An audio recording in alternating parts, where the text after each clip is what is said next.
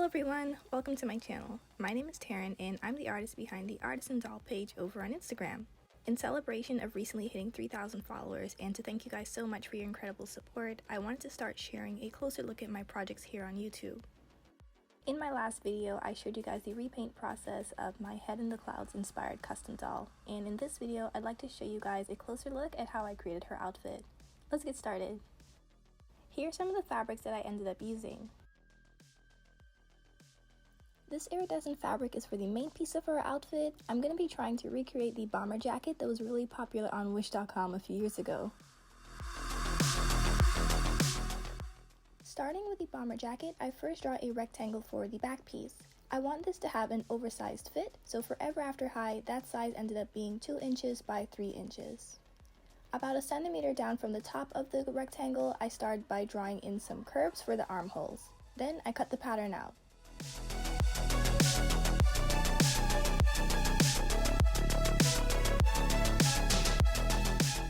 I fold the back piece of the pattern in half, and we're going to use this to make the front pieces. I trace around the outside half of the back piece and then extend the pattern by a few millimeters going inwards. Then I connect it and cut 2 of these out for the front panels. I also angled off the top corner so that we can have room for the neck later. To create the pattern for the arm pieces, I first hold a front panel and the back piece together and trace around the curve to get the inside of the arm. I draw straight lines going down and double check the length of the sleeve pattern by holding up the doll next to it. I want the pattern to end a little bit lower than her wrist, so I'll be extending it.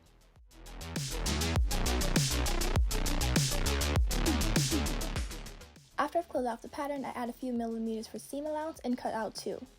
Here's what the pattern pieces look like so far.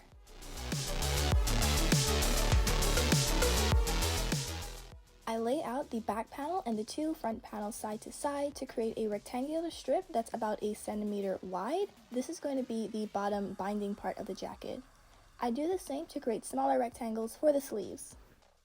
For the collar of the jacket, I cut another rectangle that was about 2 inches long and 1 centimeter wide, and then I angle the sides inwards. Use the pattern to cut out your fabric pieces and seal the edges with fray check. This iridescent fabric is really fragile, so I seal the edges twice and I'll be hand sewing the entire piece. I start off by holding the front panel and the back panels together and I sew along the shoulder about a third of the way into the back piece.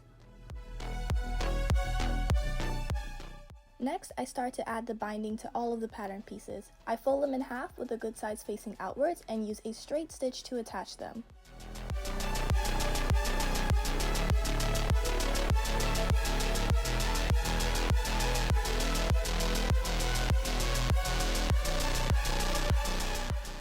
Now we can attach the sleeves.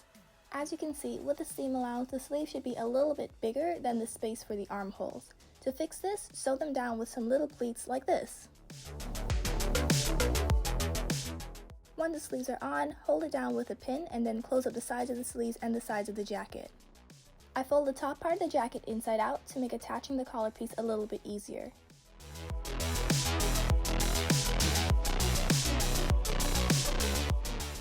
All that's left to do now is hem the front pieces of the jacket with a straight stitch. To make the jacket more realistic, I'll be applying some of these little pearl nail art beads for buttons.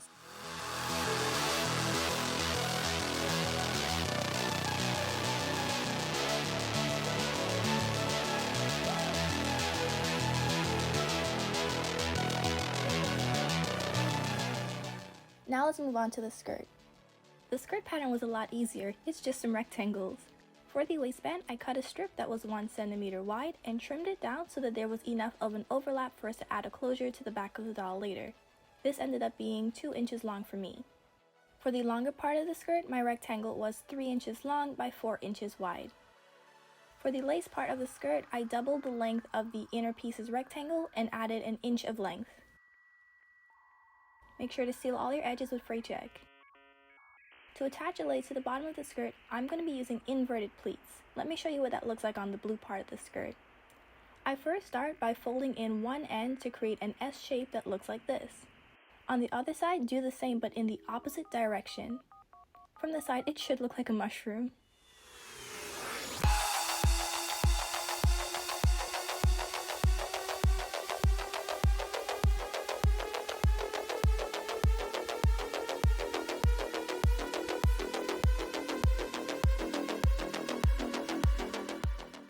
create these pleats with the lace all along the top edge of the skirt until I've used up all of the extra fabric.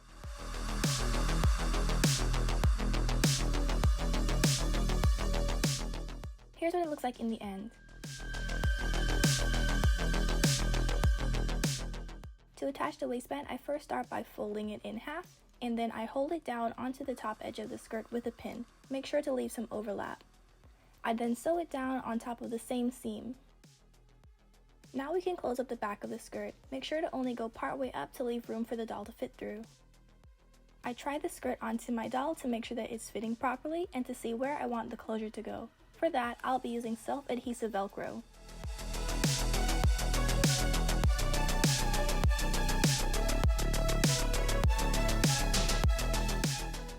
For the pattern of the turtleneck, I traced around the doll's body and brought the waist in a little bit extra. This time, the back and front panels should be the same size.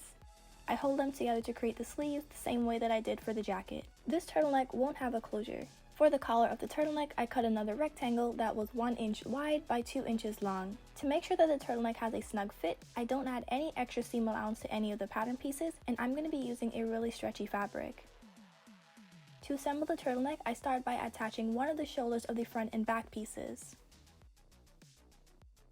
Next, I flip them inside out and fold the collar in half to attach it to the top.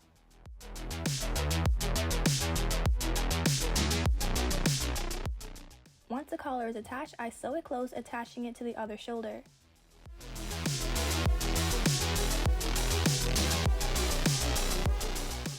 Before sewing on the sleeves, I hem the edges, and once it's attached, I just have to sew it closed and down the sides.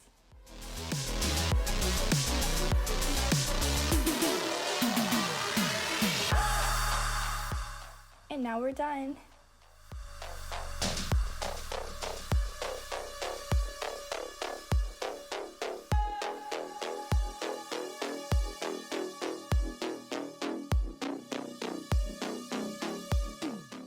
Thank you guys so much for watching. Please be sure to let me know what you thought of this video in the comment section below. If you're interested in seeing any more of my work, you can also find me on TikTok and Instagram at Artisan. Thanks so much for hanging out with me today, and I hope to see you next time. Bye!